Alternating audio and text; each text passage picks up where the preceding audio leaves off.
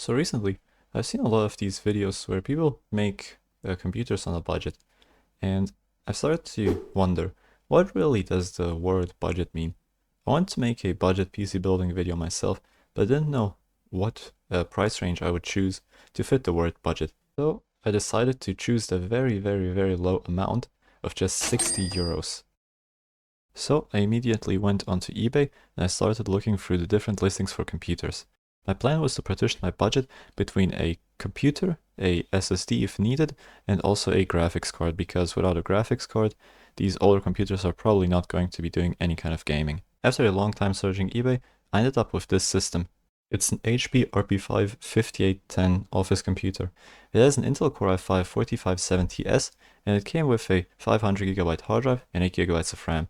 I chose this because most other office computers only came with first or second gen Intel Core processors and came with only 2 or 4GB of RAM and no storage at all. So I booted up the computer just to see if everything was working fine before I did any modifications to it.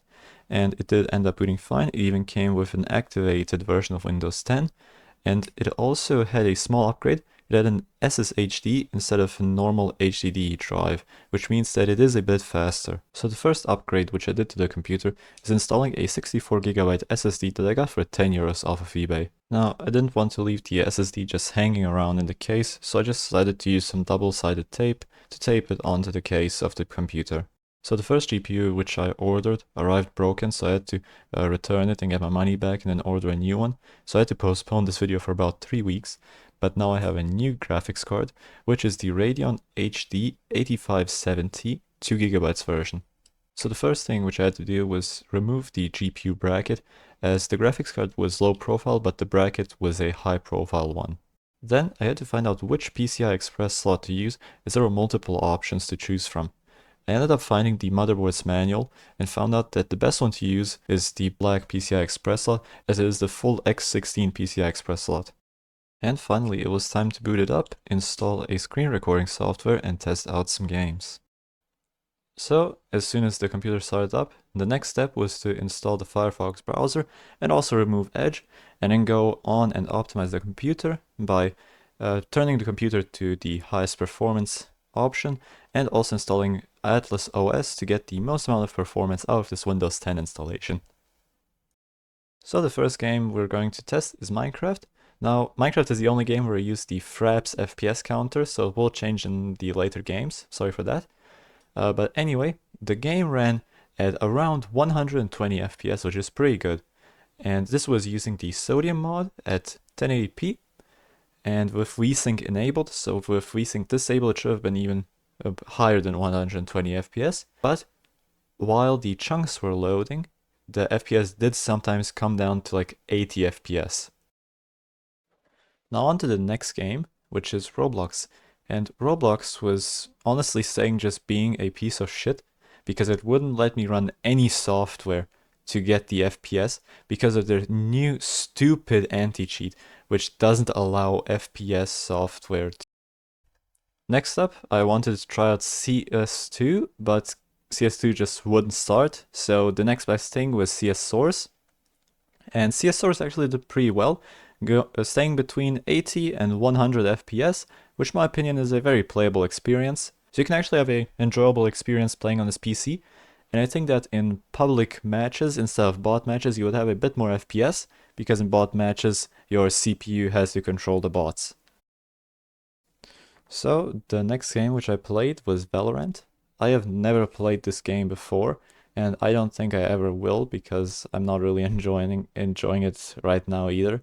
But the game ran with lows about 80 FPS and going all the way up to the high 120-130 FPS range.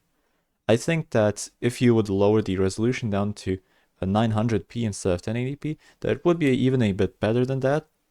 But I think that this is still a pretty playable experience for those of you who want to play Valorant on a budget. So after that, I loaded up Grand Theft Auto 5 just to see what kind of FPS I would get in there. I didn't have that high of hopes for Grand Theft Auto 5, as it is still a demanding game nowadays, but running it on 900p, it actually managed to get between 50 and 60 FPS on the normal settings, which I think is a pretty playable experience.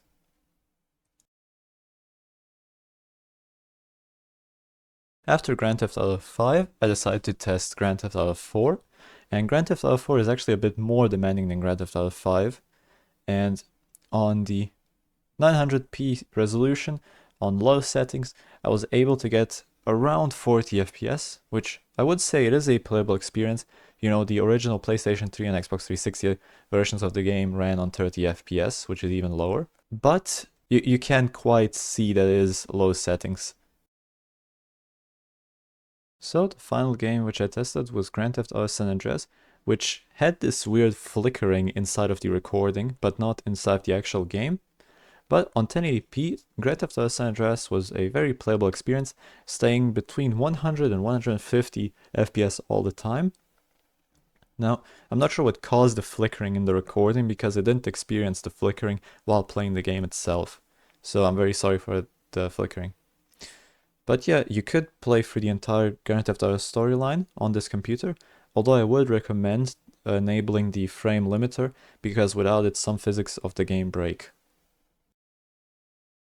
So yeah, that was the video, and I hope you enjoyed seeing what a 60 euro PC can actually do. I was actually pretty surprised with what it was able to do because I was expecting it to not be able to play basically anything at all because 60 euros is not very much when it comes to computers. So if you enjoyed this video, please leave a like. If you didn't enjoy, just leave a dislike. Tell me why you didn't enjoy it in the comments so I can fix it in the next video.